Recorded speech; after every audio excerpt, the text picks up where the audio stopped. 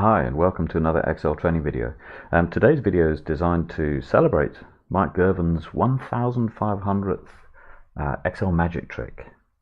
So well done, Mike, this is brilliant. Been a great help over the years, and long may you continue.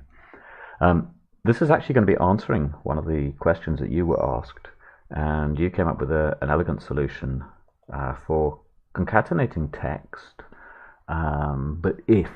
And this is a really difficult solution. Obviously Textjoin is the best solution, but not everybody has Office 365, and so some people, if they are stuck on the previous version, they do need to find another solution, and they don't have Textjoin. So this is the way that I used to do it, by building a UDF, which is a user defined function, and just using some code. So first of all, let's actually look and see what we're trying to achieve. So let's say we're looking for Mike. So what we're doing is, it's like we're looking up Mike in this list here, and every time where we do see Mike, we want to find out what car he owned, but we just want one instance of Mike over here, but all of the instances of the car that he owned concatenated together. Now I could do a lookup over here, but normally the lookups only return the first one that it finds.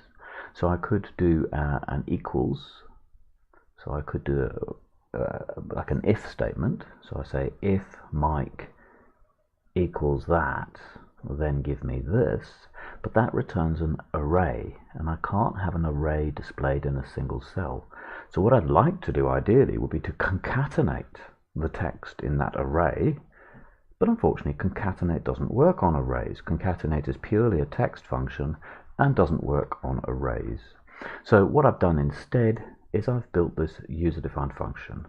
And here is the code for the user-defined function, and it's called myCarHistory. Now, it's based upon an argument called myCondition, and myCondition is simply what's in the cell to its left. So I mean, we can define whichever cell it's referring to, and that's why it's the argument. What I then do is I take the argument and I let that equal a variable called myName. You'll notice before there I've made this volatile. For those who don't know, what it means by making it volatile is that it recalculates along with all the other formulas in Excel spreadsheet whenever they recalculate. I've then set another variable called allnames, which I'll use throughout, and I've basically cleared it, so I've set it to a text string of nothing. I'm now running a loop for x is 1, 2, wherever the count of the rows of the range car history is.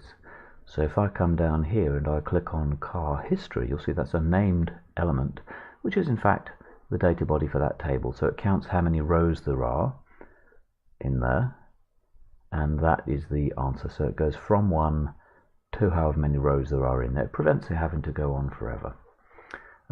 Let's have a look back at this.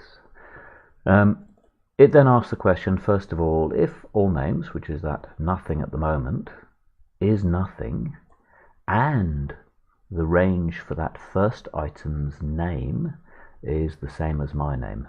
Now let's look at that in human speak. It's looking for Mike, so that's my name. It's coming across here and it's saying, are you the first time I found Mike? In other words, is the text string already empty?